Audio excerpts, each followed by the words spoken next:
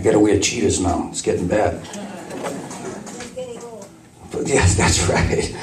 Just a brief 2 years ago, ladies and gentlemen, I stood before you determined to be one of your city councilors. But unfortunately, I did not get the job done. However, with over 3,200 past supporters and important lessons learned on the campaign trail, I stand before you even more determined to be your next Lowell City Councilor.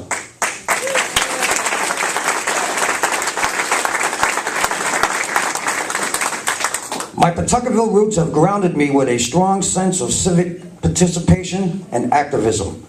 My roots have taught me to look out for the little guy. So I've volunteered my time and energy to neighborhood groups throughout the city like many of you have. Together, we have grieved and supported each other when evil raised its ugly head and murdered one of our neighbors. Together, we've worked to save historic buildings in the city. Together, we've cleaned our parks and neighborhood streets and addressed blighted properties. Together, we've worked to resolve flooding issues that affect the neighborhoods in our city. And together, we will continue to fight an international company from destroying the historic Pawtucket Dam in the name of profit.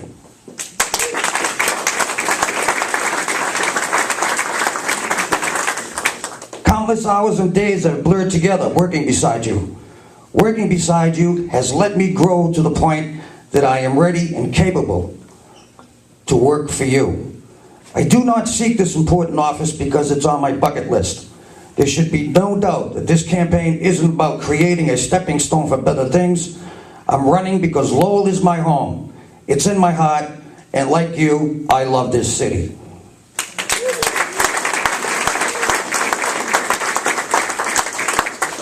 I love this quote from Paul Songus. Lowell is my home. It's where I drew my first breath.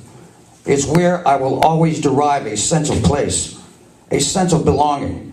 It is what I am, and you, my friends and neighbors, is what I am as well. The promise of a better life brought my grandparents down from Canada. They took jobs in the mills, learned English, and eventually became American citizens. But this promise was not realized without sorrow. Like many, they gave their son to a war on the other side of the world. Their son, my Uncle Jerry, paid the ultimate price for our world's freedoms on the sands of Iwo Jima. As Americans do, my family picked themselves up and faced forward. They continued with their neighbors, building and improving a Lowell that we inherited, the Lowell that we will pass on.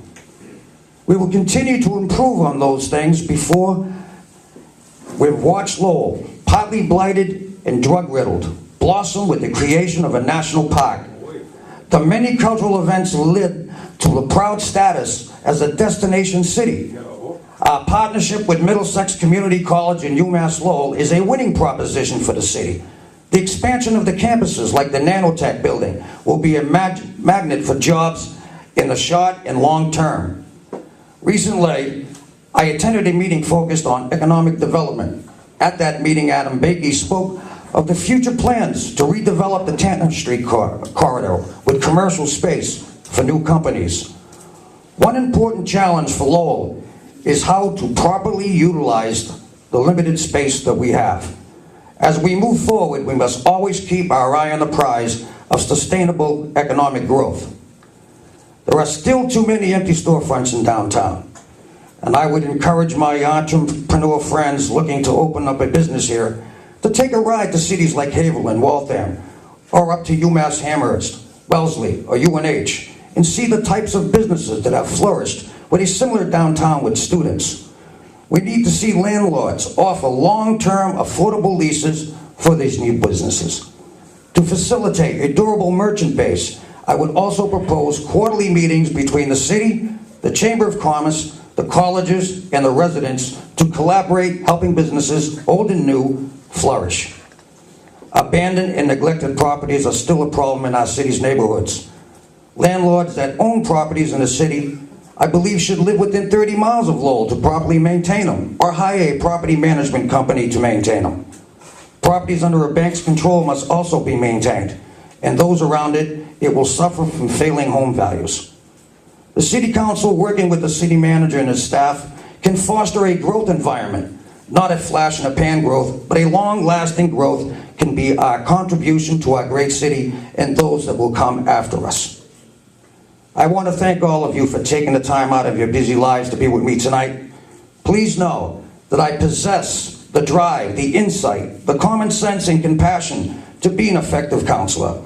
I fully envision the big picture of our great city, but more importantly, I can clearly see the little guy in that big picture. All that I have done these last 6 years has been to give those people a fair shot at enjoying what they have made for themselves. And I want to thank you so much for coming out tonight. Please remember me in November. Thank you so much.